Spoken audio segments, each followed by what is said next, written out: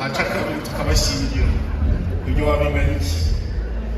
ariko ntarivuga kanivugire Bikira Mariya wabyaye umukiza wanjye kanivugire umukiza wagejeje ibyaha kanivugire Imana rurema wari mu bintu gihanga abantu gihanga abajenerali intwari z'abagabo rihangaza rya mugero inganga rero ikundira uvuna abataka General Kale n'ingabo ishyizere y'izindi yaratiyobora neza yagiye mu mashyamba igihe yakubitaga konye kamurenze mu kingo agiye kwarakwena mukubita hasi maze afatanyije nawe bikagutaha Museveni hari igihe ihangaza rya mugero ryari ryageze hasi maze turateruka turazamuka Uganda igira amahoro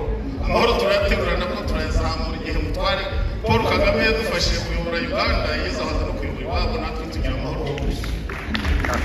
abagabo baraziranye n'intwari rwose batubyara intwari za General nanjye niyo mpamvu mubona n'ubugabo buvuna abataka rwambuga umucamura ingabo maze mubane nk'abantu iriya muyagira inka zizaha hazishobora ntizumuhanda niyo ibanze mu mahiri ihangaza rya mugero ingangare n'ibivuna abataka rwambuga ingabo ishize y'isi utarambona n'uwabona waravuze tubirusa ngeze mpiga ikirangire cy'umusoro buri gisoro umubona gisoro abantu yaka kabiri kandi wenda kunyohereza no parliament aho kuzana abantu bakoze cyane Icyo umubazi mu binabazi cyakije umakiki kuna bakiruza umusaza umusore agasuka umukecuru akababwira ati mukize ngirire cyo kabugiye genda kirenga gitamba ritebe nuko mubona amata matuje aya matara kankamirwa nkongera nkabiha abakono baragahoraho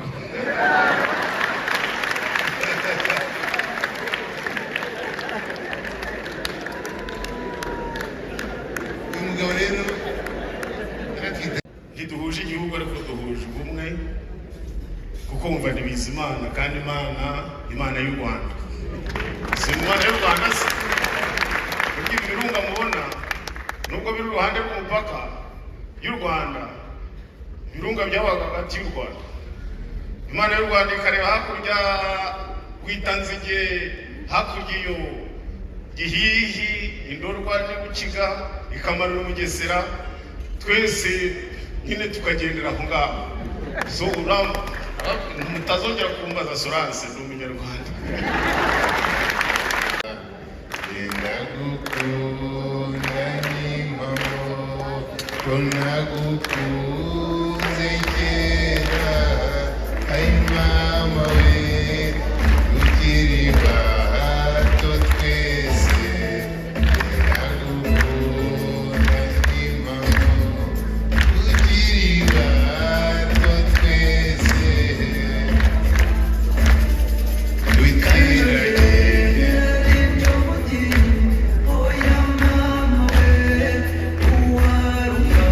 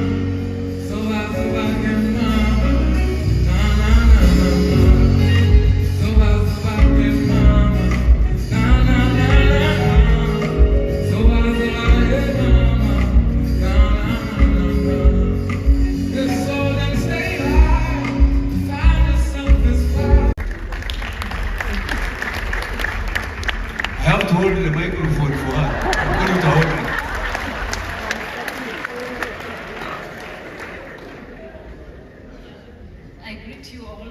friends and family, who have... And I want you to give them a standing ovation. These are great leaders. We see what's happening in the rest of the world. We see what's happening in our neighborhood. I'm not being political. I'm saying what affects each and every one of us. Thank you very much. And it's to them that you owe this day. And for the First Lady to come and physically, however brief,